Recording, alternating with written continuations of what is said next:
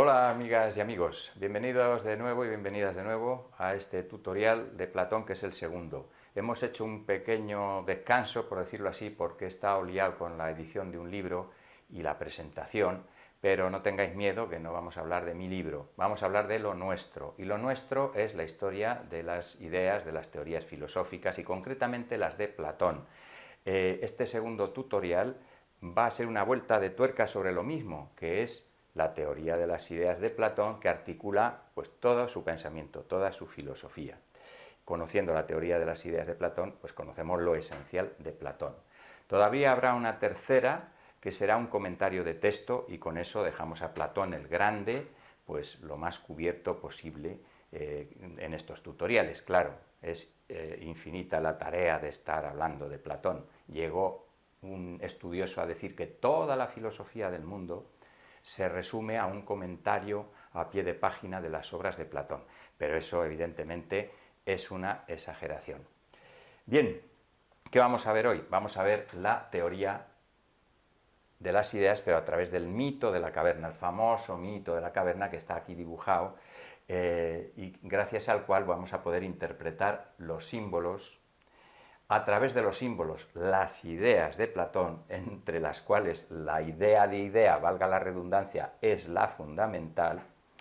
Y una vez que tengamos todo el conjunto interpretado, como conclusión veremos las teorías, los ismos, ¿verdad?, más importantes de Platón.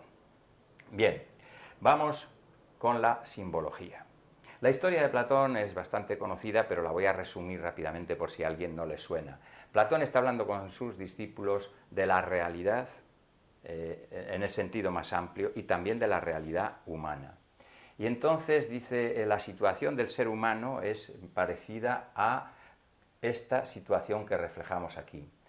Hay una serie de prisioneros que toda su vida han estado y están encadenados a un muro dentro de una cueva. ¿Veis la cueva, no? En esa cueva hay una luz que se proyecta sobre unos símbolos que a su vez se reflejan en la pared. Estos prisioneros, hay uno de ellos, le hemos señalado con la letra griega alfa, este en concreto, que, por decirlo así, se rebela contra esa situación, que tiene curiosidad, que tiene afán de conocimiento, y lo que hace es escaparse. Veis por aquí cómo escapa, cómo sube por una pendiente donde está la salida, y ¿qué descubre allí? Descubre el mundo real, el mundo exterior. Cuenta la leyenda inventada por Platón, que vuelve este individuo, vuelve y trata de liberar a los otros y de llevarles fuera, pero encuentra resistencias. Ahí veis la figura beta, que sería la persona o personas que él trata de enseñar la verdad que está fuera de la cueva, pero que se resiste porque no está preparado, la luz le ciega y dice, ay, no, no, no, yo prefiero regresar a la seguridad de la cuevita, ¿verdad? Bien, esta historia, esta parábola, esta metáfora, tiene dos niveles de interpretación. Uno es el nivel más general, más amplio. Bien, vamos a empezar por ese nivel. En ese nivel, en el nivel más general, más amplio, la caverna, el mundo interno, que está en penumbra, solo iluminado por una hoguera, y en el cual solo se ven sombras, y en el cual el individuo humano, concretamente el alma, está encadenada, bueno, ese sería el mundo físico. Ese mundo está compuesto por cosas, por objetos, por realidades materiales. Es el mundo físico, el mundo en el cual nosotros vivimos. El exterior es el mundo ideal. El mundo donde lo que hay es ideas, formas, realidades que son puramente racionales o espirituales. ¿Cómo es esto? Para esto hay que entender una cosa. No se trata de una realidad que dependa la una de la otra. Cuando hablamos de dos realidades, de dos tipos de realidades, decimos que son independientes la una de la otra. Es decir, que podrían subsistir la una sin la otra. No de la misma manera quizás, pero son independientes. Y por lo tanto tienen características muy distintas. Por ejemplo, en el mundo físico las cosas, los objetos, las realidades son materiales y por lo tanto son inestables. Están sometidas a las leyes de la corrupción, a las leyes de la génesis, a la ley de la vida y la muerte. Mientras que en el mundo ideal están ideas puras, es decir, que no dependen de ningún pensamiento, existen por ellas mismas, son la base del pensamiento, diría Platón, no son ellas producto del pensamiento de los seres humanos. Al revés, el pensamiento de los seres humanos es precisamente un producto de esas ideas que existen fuera de los seres humanos. Tienen, por lo tanto, su realidad independiente, pero es una realidad de tipo espiritual. Son estables, son fijas, son permanentes, no cambian, son siempre las mismas. No se corrompen porque son razón, son espíritu, son idea. Por lo tanto, no pueden corromperse, son permanentes.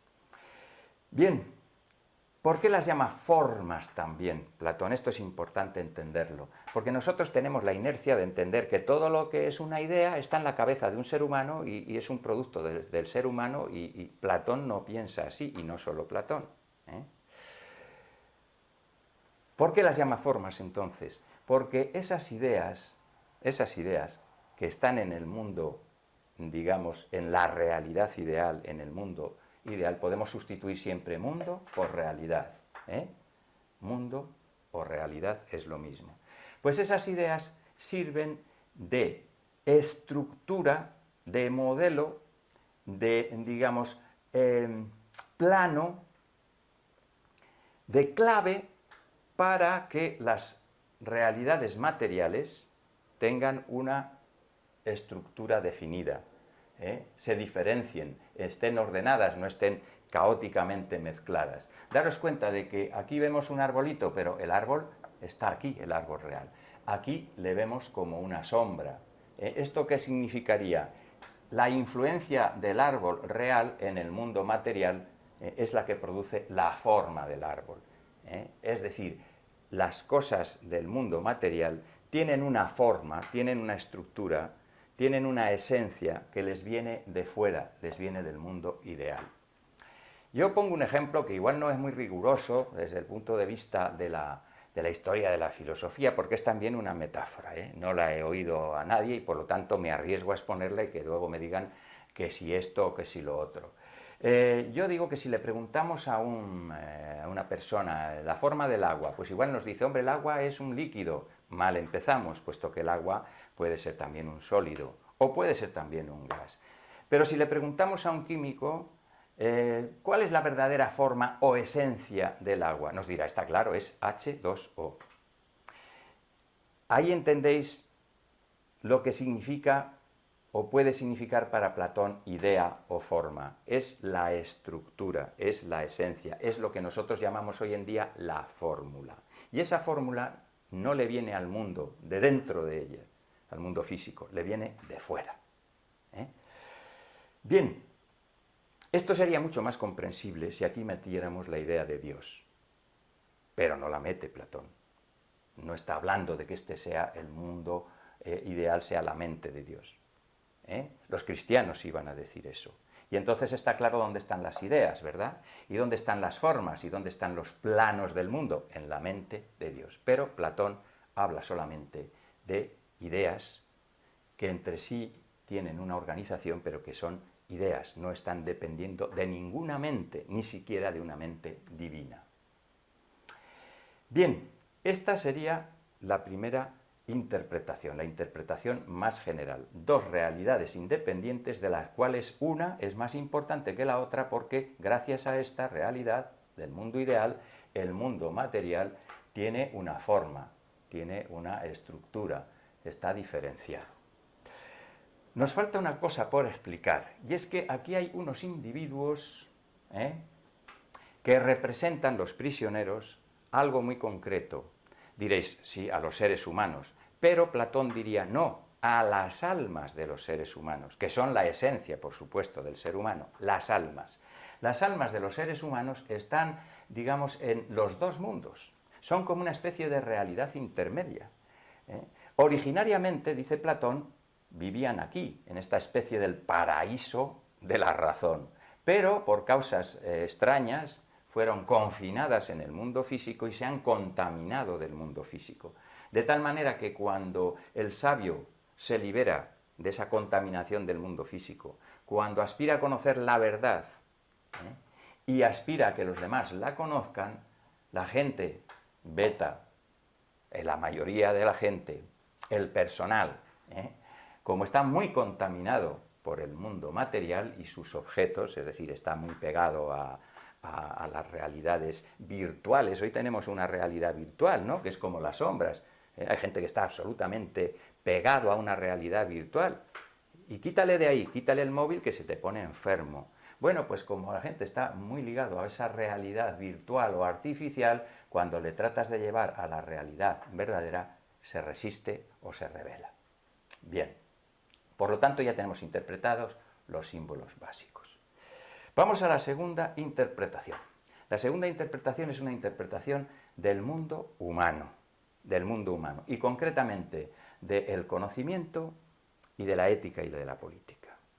Aquí la cueva, el mundo interior, la caverna, simboliza la ciudad real, la sociedad donde viven los hombres en este mundo, la sociedad humana.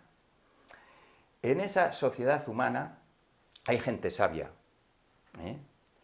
hay gente que realmente, digamos, es capaz de trascender el mundo de sombras y de acercarse a la realidad verdadera.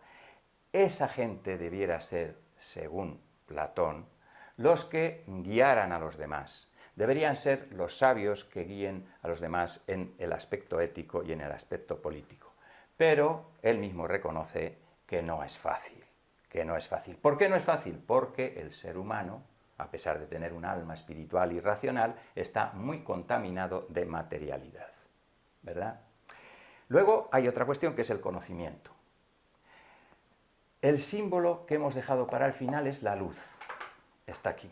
¿Qué simboliza la luz? La sabiduría. La sabiduría. Bien, esa sabiduría tiene dos focos. Un foco es el foco de la hoguera, que se correspondería en el mundo físico con el sol. El sol era apreciado por todas las culturas como el astro que, por decirlo así, da vida o da calor o da, digamos, forma y calor a todo el universo físico, ¿verdad? Pues el sol sería, digamos, la luz del mundo físico. Pero la verdadera luz está fuera. Es la idea del bien que está en el mundo ideal. Aquí solo podemos conocer sombras, es decir, solo podemos tener opiniones que van cambiando, opiniones que como el mundo físico es inestable, pues la luz a veces es más intensa, menos intensa, las formas se mueven. Nuestro conocimiento en el mundo físico se reduce a la opinión. ¿Dónde tenemos la opinión? Aquí. Opinión o doxa. Mientras que cuando el sabio sale a la luz exterior, cuando conoce la idea suprema del bien y por lo tanto todas las demás ideas, entonces ahí lo que tenemos es un conocimiento cierto, episteme. Pero esa salida no es fácil. Encerrados en el mundo físico, atados a él, cuesta liberarnos de él y cuesta ascender a la verdadera sabiduría. Ese camino es la línea de Platón, la línea del conocimiento, una línea que va desde la doxa, desde la opinión, desde el conocimiento de los sentidos, al conocimiento de las ideas, o episteme, a la verdadera sabiduría.